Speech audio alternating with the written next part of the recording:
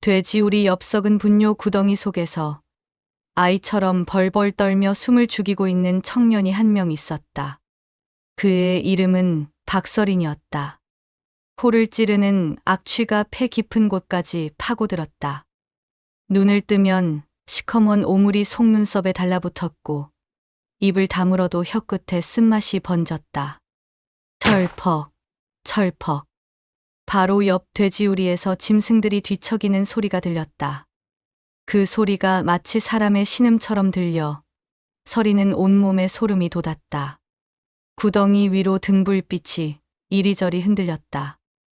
놈이 분명 이 근처까지 왔었다니까. 낯선 사내의 거친 목소리가 들렸다.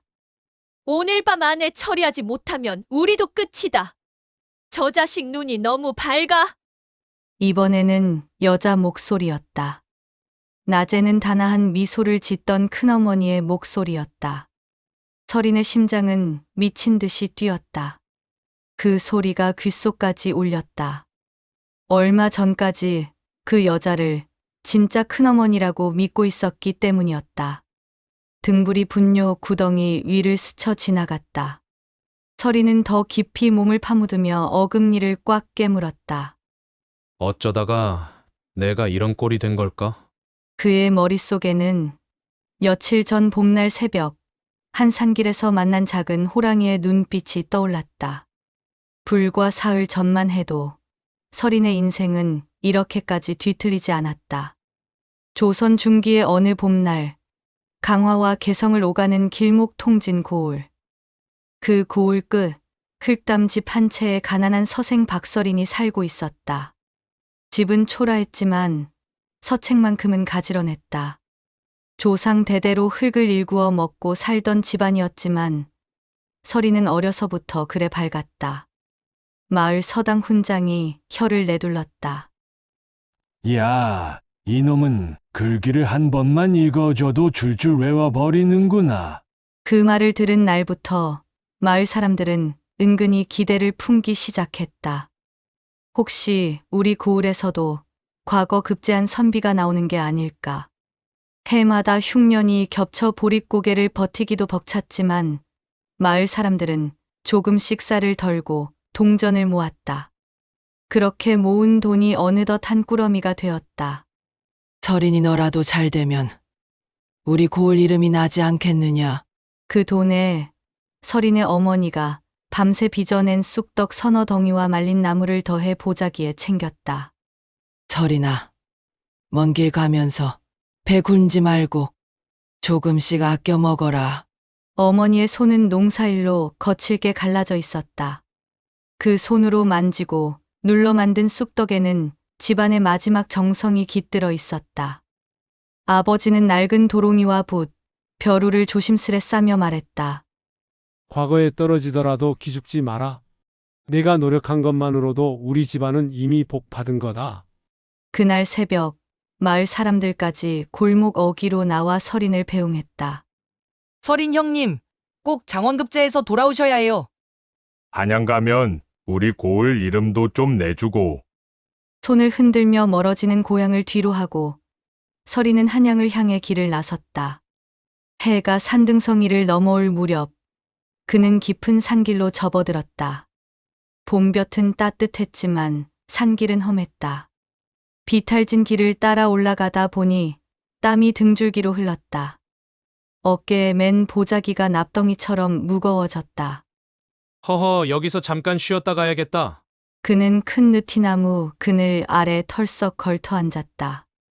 숨이 가라앉자 어머니가 싸준 보자기를 풀어 쑥떡 한 덩이를 꺼냈다. 쑥을 넣어 초록빛이 도는 떡이었다. 처십을 베어 물자 은은한 쑥향이 입안에 퍼졌다. 쫀득한 식감 뒤로 달콤하면서도 씁쓸한 맛이 어머니의 손길을 떠올리게 했다. 이 맛을 또 언제 먹어보려나. 고향 생각이 아릿하게 가슴을 치고 지나갔다. 바람은 나무십 사이를 스치며 서늘한 숲 냄새를 실어왔다. 그때였다. 풀잎이 스치는 소리가 먼저 들렸다. 이어서 낮고도 가느다란 울음소리가 바람을 타고 흘러왔다. 늑대라기에는 가늘고 고양이 울음과도 달랐다. 갓 태어난 새끼가 어미를 찾는 듯한 간절하면서도 힘없는 소리였다. 서린이 고개를 돌려 바라보니 숲속 그림자가 서서히 모양을 갖추었다. 느티나무 뿌리 사이로 황금빛 털의 검은 줄무늬가 햇살에 부딪혀 윤기를 내고 있었다. 어린 호랑이 한 마리가 서 있었다. 몸집은 고양이보다 조금 큰 정도.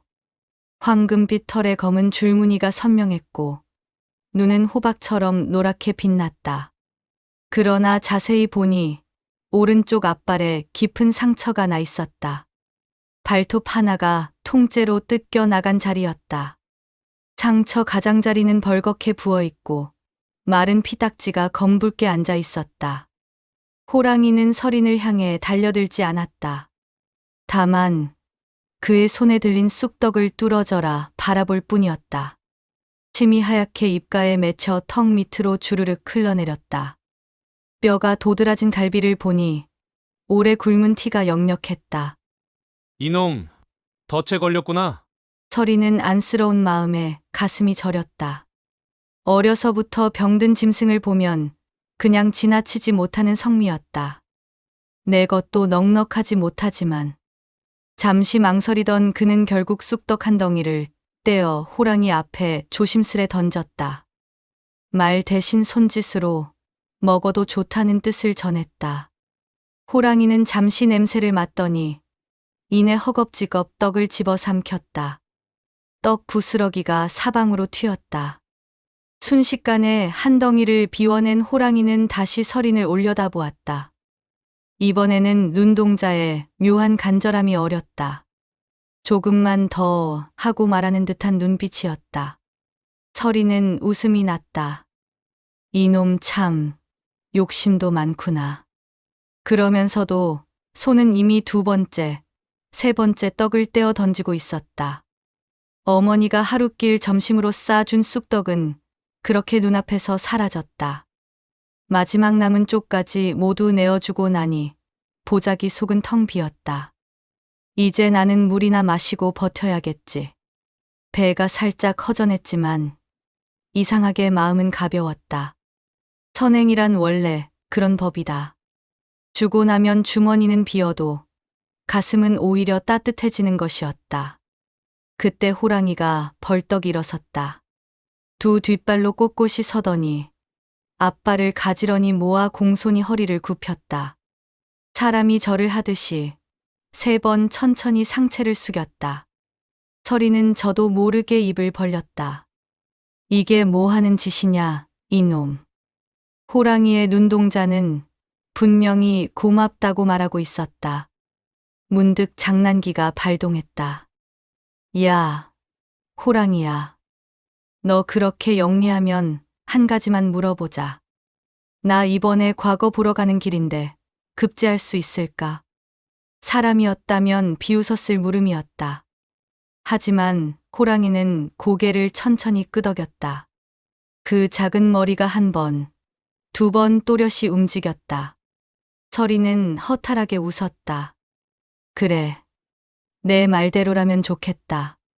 그 순간 숲 깊은 곳에서 긴 울음소리가 들려왔다. 늑대의 울음이었다. 낮게 울려 퍼진 울음은 산줄기를 타고 길게 번졌다. 호랑이는 온몸을 부르르 떨었다. 눈빛이 순식간에 사라지고 그 대신 원초적인 공포가 그 자리를 채웠다. 호랑이는 마지막으로 서린을 한 번 바라보더니 뒷발을 굽혀 방향을 틀었다. 그리고는 눈 깜짝할 사이에 숲속 어둠 속으로 사라졌다. 황금빛 꼬리 끝만이 잠시 흔들리다 이내 보이지 않게 되었다. 그날 오후 서리는 우연히 지나던 소달구지에 돈을 내고 얻어 탔다. 흔들리는 마차 위에서 피곤이 몰려왔고 어느새 깊은 잠에 빠져들었다. 꿈속에서 조금 전 헤어진 호랑이가 다시 나타났다. 이번에는 그 몸에서 은은한 빛이 났다. 주위 공기마저 서늘하고 맑아지는 느낌이었다. 호랑이가 입을 열었다. 분명 짐승이었는데 또렷한 사람 목소리가 흘러나왔다. 쑥떡을 나누어 준 은혜를 잊지 않겠다. 그러나 이 은혜를 갚으려면 말로밖에 할 수가 없다. 서리는 꿈속이면서도 정신이 또렷했다. 뭐라고? 한양에 들어가 이틀 안에 숙소를 정할 때를 잘 가려라. 크고 화려한 집을 조심하라. 피를 부른 재물과 간음의 냄새가 나는 집에 머물게 되면 은인의 목숨이 위험해진다. 무슨 소리냐, 그게? 호랑이의 눈동자는 아주 깊었다. 그 말을 남기고 호랑이는 안개 속으로 사라졌다. 서린이 뭔가 더 물어보려고 손을 내밀었을 때 마차꾼의 외침이 들려왔다. 이봐요! 선비 나으리! 한양이요! 그는 화들짝 눈을 떴다. 꿈이었다. 그러나 땀이 이마를 적실 정도로 생생했다. 이상한 꿈도 다 꾸네. 서리는 고개를 저으며 마차에서 내렸다. 한양 성안은 북적였다. 장터마다 사람과 소리가 뒤엉켜 흐르고 좌판 위에는 비단과 약재, 기름 냄새가 어지러이 섞여 있었다. 원래 계획대로라면 그는 통진에 사는 작은아버지와 친했던 종질 박만춘의 집에 머물 예정이었다. 하지만 인연이 끊겨 찾기 어려웠다. 그래서 결국 같은 통진 출신으로 일찍이 한양에 자리를 잡은 큰아버지 박용수의 집을 찾아가기로 했다. 박용수는 포목 장사로 이름이 났다. 한양 안에서도 손꼽히는 부자라는 소문이 돌았다. 덕분에 그 집 대문은 멀리서도 알아볼 수 있었다. 높은 담장 위로 기와가 반듯하게 얹혀 있고 문 앞에는 호랑이 무늬가 새겨진 황동고리가 은빛으로 빛났다. 설마 이 집이 그런 집은 아니겠지. 꿈속 호랑이의 말이 잠깐 떠올랐지만 서리는 고개를 저었다. 헛것이지. 큰아버지가 나를 얼마나 아끼는데. 그는 조심스레 문고리를 잡고 두드렸다. 문을 연 것은 젊은 여인이었다.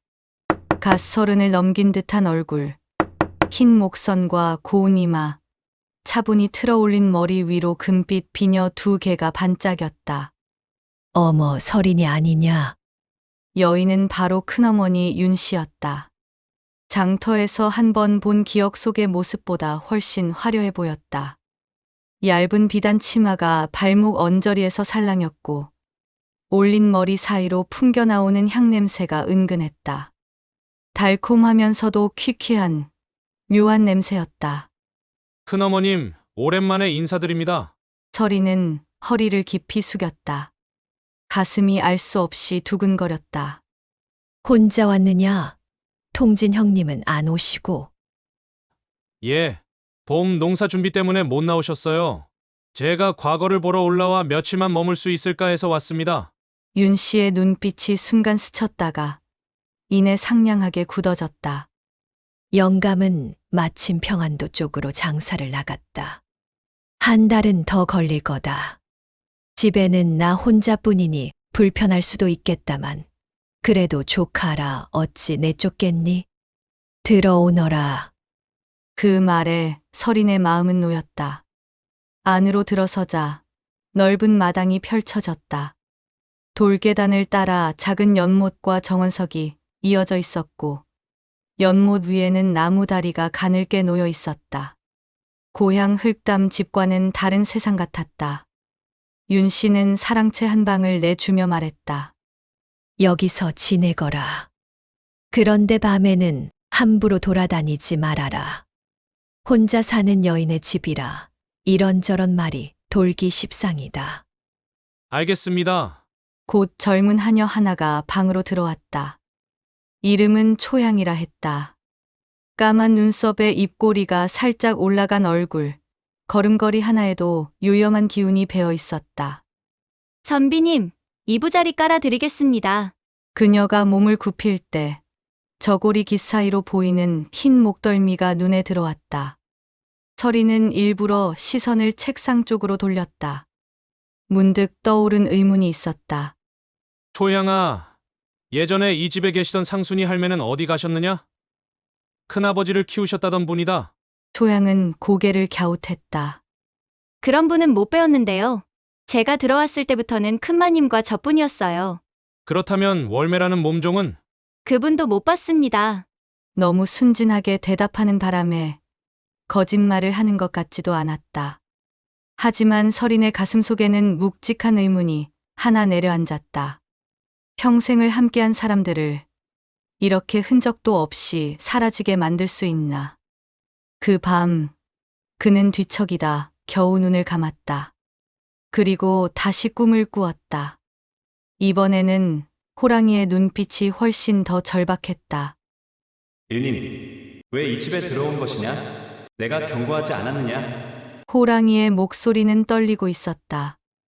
이 집은 피냄새와 욕정의 냄새로 가득하다. 내일이 가기 전에 이 집을 떠나라. 그렇지 않으면 너도 저 돼지우리 안 사람처럼 사라질 것이다. 돼지우리? 설인이 되묻기 전에 꿈은 산산이 부서졌다.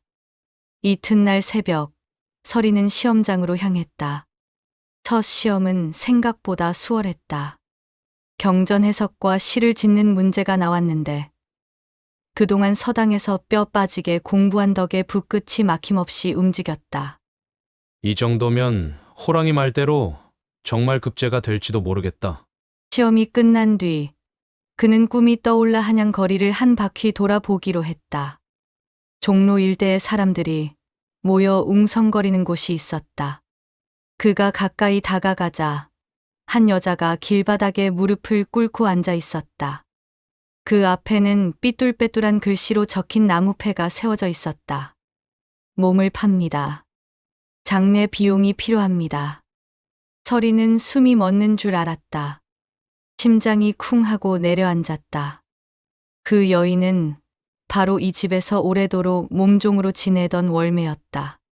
정갈하던 옛 모습은 사라지고 옷자락은 해지고 얼굴은 눈물 자국으로 얼룩져 있었다. 월매, 그가 떨리는 목소리로 부르자 월매는 고개를 들었다. 도련님, 그 한마디와 함께 눈물이 폭포처럼 쏟아졌다. 설이는 급히 그녀를 일으켜 세웠다. 이게 무슨 꼴이냐? 어찌 이렇게 되었느냐? 월매는 떨리는 입술로 지난 반년의 사정을 이야기했다. 큰아버지가 장사를 나간 사이 윤 씨가 갑자기 집안 살림이 어렵다고 하며 월매와 상순 할매를 내쫓았다는 것. 각각 한 양씩을 던져주고 다시는 이 집 근처에 얼씬도 하지 말라고 했다는 것. 갈 곳 없는 둘은 허름한 방 하나를 얻어 바느질과 허드레실로 겨우 입에 풀칠을 했다. 그러다 상순 할매가 갑자기 열병에 걸려 쓰러졌다. 약값이 너무 비싸서 가진 거란 거는 다 팔아도 모자랐습니다. 결국 어제 숨을 거두셨습니다. 시신이라도 사람답게 보내드리려면 돈이 필요해서 이 꼴이 되고 말았습니다. 월매는 나무패를 꼭 끌어안았다. 도련님, 저도 이렇게까지 하고 싶지는 않았습니다. 하지만 상순 할매를 돼지처럼 묻을 수는 없지 않습니까? 설이는 말없이 주머니를 뒤졌다. 마을 사람들이 모아준 경비와 아껴 쓰려던 시험비, 그리고 고향에서 가져온 동전까지 모두 꺼냈다. 세례냥 남짓 되는 돈이었다. 이 돈으로 장례 치러드려라. 방도 옮기고 몸부터 추스르고 큰아버지께 무슨 일이 일어났는지 내가 꼭 알아내겠다. 월매는 그대로 땅에 엎드려 머리를 조아렸다. 어찌 이 은혜를 갚아야 할지. 설이는 말을 끊었다. 은혜니 뭐니 할 것 없다. 나도 그분께 신세를 많이 졌다. 장례가 끝날 때까진 이 근처에서 몸을 숨기고 있어라. 그리고 그는 다시 그 화려한 집으로 걸음을 옮겼다. 마음속에는 이미 결심이 섰다. 오늘 밤 이 집의 진짜 안쪽을 봐야겠다는 것이었다. 집에 돌아오자 뜻밖에도 사랑채에서는 웃음소리가 흘러나왔다. 아, 우리 조카 왔느냐? 문을 열고 나온 사람은 분명 그의 큰아버지 박용수였다. 겉모습으로만 보면 그랬다. 수염, 이마에 주름, 걸음걸이까지도. 그러나 설인의 등골이 서늘해졌다. 소름이 팔뚝을 타고 일어났다. 그는 어린 시절부터 큰아버지를 누구보다 가까이서 봐왔다. 그 눈빛과 숨소리를 기억하고 있었다. 눈앞의 산에는 눈이 너무 차가웠다. 입꼬리는 웃고 있었지만 눈동자는 웃지 않았다. 허허. 술 한잔 해야겠다. 윤 씨는 잔치상처럼 푸짐한 안주와 술을 내왔다. 말린 생선, 고기전, 기름 냄새가 방 안에 뿜어져 나왔다. 집안 형편이 어려워 사람을 줄였다면서. 월매에게 들은 말과 지금 눈앞의 진수성찬은 전혀 맞지 않았다. 자, 마셔라. 가짜 박용수는 설인의 잔에 술을 가득 부었다. 술이 잔을 넘쳐 상 위로 흘러내렸다. 자연스러운 듯 보였지만 몇 잔을 마셔도 그의 얼굴은 조금도 붉어지지 않았다. 진짜 박용수는 술을 좋아했지만 한 잔만 마셔도 귀와 볼이 금방 홍시처럼 붉어지는 체질이었다. 설이는 일부러 물었다. 큰아버지, 상순 할매 장례는 잘 치러드리셨습니까? 방 안 공기가 아주 잠깐 얼어붙었다. 윤 씨의 젓가락이 공중에서 멈췄다. 그게 갑자기 무슨 말이냐? 가짜 박용수가 먼저 웃으며 말을 이었다. 아, 그 늙은이는 몰래 비녀를 훔치다가 들켜서 쫓아냈다. 사람을 잘못 보았지. 나도 마음이 아팠다만 집안 도둑을 어찌 그냥 두겠느냐. 그 말에 윤 씨가 곧장 거들었다. 맞아요. 제 방에서 금비녀가 사라진 뒤 상순이 방에서 그걸 찾았지 않겠어요. 월매도 분명 함께 꾸민 짓일 테고요. 설이는 어금니를 꽉 깨물었다. 턱뼈가 뻐근해질 만큼. 그분들이 그런 짓을 할 리가 없다. 하지만 지금 이 자리에서 할 수 있는 말은 없었다. 술이 몇 잔 더 오가자 윤 씨가 슬며시 입을 열었다. 설이나, 이제 그만 들어가 쉬어라. 내일도 시험이 있다 하지 않았니? 토향이 조심스럽게 들어와 설인을 부축했다. 방에 돌아와 누웠지만 잠은 오지 않았다. 호랑이의 경고가 틀리지 않았구나. 새벽을 닮은 고요 속에서 그는 결심했다. 오늘 밤 이 집의 진짜 안쪽을 보자. 한밤중 갑자기 배가 뒤틀리듯 아파왔다. 긴장과 피로, 그리고 익지 않은 기름진 안주 때문인 듯했다. 사랑채에는 요강이 없어. 그는 등불을 들고 바깥 뒷간을 찾으러 나갔다. 넓은 집안 구석을 헤매다 멀리 허름한 지붕이 하나 보였다. 바로 그때 안채 쪽에서 목소리가 흘러나왔다. 윤 씨의 날카로운 속삭임이었다. 젠장, 오늘 밤에 처리했어야 했는데. 낯선 남자의 목소리가 뒤따랐다. 낮에 보았던 큰아버지의 목소리와는 완전히 달랐다. 설이는 본능적으로 등불을 끄고 어둠 속으로 몸을 숨겼다. 조심스럽게 허름한 지붕 아래로 다가가니 그곳은 뒷간이 아니었다. 돼지우리였다. 코를 찌르는 냄새와 함께 돼지들의 낮은 꿀꿀거림이 들려왔다. 쇠사슬이 철컹거리는 소리도 섞여 있었다. 그때였다. 혹시 설인이냐? 돼지우리 안쪽에서 사람 목소리가 흘러나왔다. 쉰 듯하면서도 분명한 익숙한 목소리였다. 큰아버지, 설이는 손이 떨리는 것도 있고 급히 등불을 다시 켰다. 치직, 불꽃이 살아났다. 희미한 불빛이 돼지우리 안을 비추었다. 그곳에는 쇠사슬에 묶인 한 남자가 있었다. 머리는 헝클어져 있고 옷은 찢어져 있었다. 그러나 그 눈빛만큼은 어린 시절부터 보아온 그 눈빛과 같았다. 설인아. 나다. 진짜 박용수다. 사내의 입가에는 마른 피가 얼룩져 있었다. 그럼 안채의 그 사람은?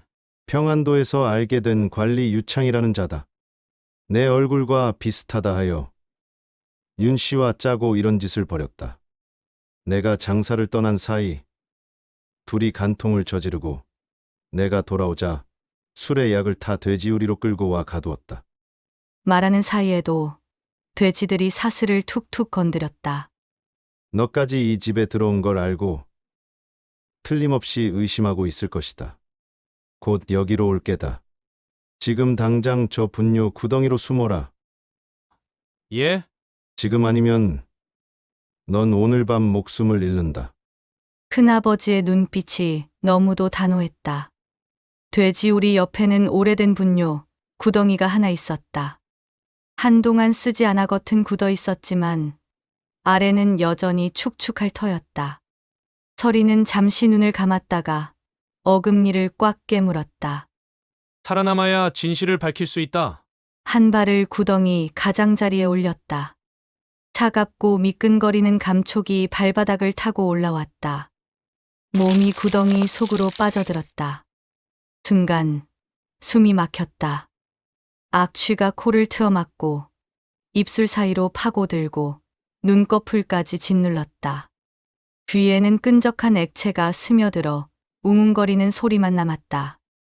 온몸이 차갑고 축축한 것 속에 파묻혔다. 서리는 눈을 질끈 감고 더 깊이 기어 들어갔다. 손가락이 무언가 단단한 것에 닿았다. 뼈인지 돌인지 알 수 없었다. 그때 머리 위로 등불빛이 스쳐 지나갔다. 희미한 불빛이 구덩이 가장자리를 훑었다. 여긴 아무것도 없어. 유창의 목소리였다. 발자국 소리가 구덩이 바로 옆을 지나갔다. 서리는 숨을 완전히 멈추었다. 심장이 갈비뼈를 때리는 소리가 온몸에 울렸다. 한참이 지나서야 발자국 소리가 멀어졌다. 밤이 사라지고 새벽빛이 담장을 넘어올 무렵 서리는 조심스럽게 구덩이에서 나왔다. 옷은 엉망이었고 온몸에서 악취가 났다. 하지만 눈빛만큼은 맑았다. 돼지우리 아내 박용수는 쉰 목소리로 말했다. 그놈들은 틀림없이 돈과 물건을 챙겨 도망칠 것이다. 성문이 열릴 때까지 기다렸다가 그 앞에서 관군을 불러라. 내가 돼지우리 안에 있다는 것만 전하면 아무리 한심한 포졸이라도 확인하러 올 것이다. 서리는 고개를 끄덕였다. 새벽녘 유창과 윤 씨는 조심스럽게 마차에 상자들을 씌웠다. 비단, 돈, 집안 문서까지 한데 싣고 있었다. 상자가 마차 바닥에 내려앉는 소리가 들렸다. 그들은 서린이 이미 처리되었다고 믿고 있었다. 마차는 성문 쪽으로 향했다. 성을 지키던 포졸들이 졸린 눈을 비비고 서 있었다. 바로 그때였다. 맨발이 돌바닥을 때리는 소리가 새벽 공기를 갈랐다. 분뇨 냄새를 뒤집어 쓴 청년 하나가 성문을 향해 죽을 힘을 다해 달려오고 있었다. 저 마차를 세워라. 서린의 목소리가 쩌렁쩌렁 성문 위까지 울렸다. 저자들이 살인범이다. 마차가 급히 멈춰 섰다. 말이 힝 울며 앞발을 들었다. 포졸들은 처음에는 웃음을 터뜨렸다. 그러나 서린은 물러서지 않았다. 한 발 더 다가서며 또렷한 목소리로 외쳤다. 통진 출신 박용수 상단의 조카 박서린이다. 이 집의 주인 박용수는 지금 돼지우리 안에 쇠사슬로 묶여 있다. 지금 지나가는 저 자들은 그의 얼굴을 흉내낸 가짜와 그와 간통한 여인이다. 박용수 상단. 그 이름에 포졸들의 눈빛이 달라졌다. 한양 관아에서도 그의 이름은 익숙했다. 세금을 성실히 바치는 장사꾼으로 알려져 있었기 때문이었다. 창이 마차를 향해 겨누어졌다. 마차를 세워라. 포졸들이 창을 들고 달려들었다. 유창은 도망치려 했지만 상자들이 겹겹이 실린 마차는 쉽게 움직이지 않았다. 윤 씨는 얼굴빛이 사라졌다. 무슨 짓이요? 우리 영감님을 모욕하는 것이요? 그녀의 외침도 통하지 않았다. 포졸들은 즉시 집으로 돌아가 돼지우리를 확인했다. 그리고 쇠사슬에 묶인 진짜 박용수를 발견했다. 더 이상 부인할 수 없었다. 유창과 윤 씨는 관아로 끌려가 모진 신문 끝에 전부 자백했다. 반년 전부터 서로 정을 통하며 박용수가 장사로 떠난 사이 집안 재산을 서서히 빼돌렸다는 것. 그리고 그가 돌아왔을 때 수레약을 타 돼지우리로 끌고 가두고 유창이 가면을 쓰고 그의 흉내를 내며 장사를 계속했다는 것.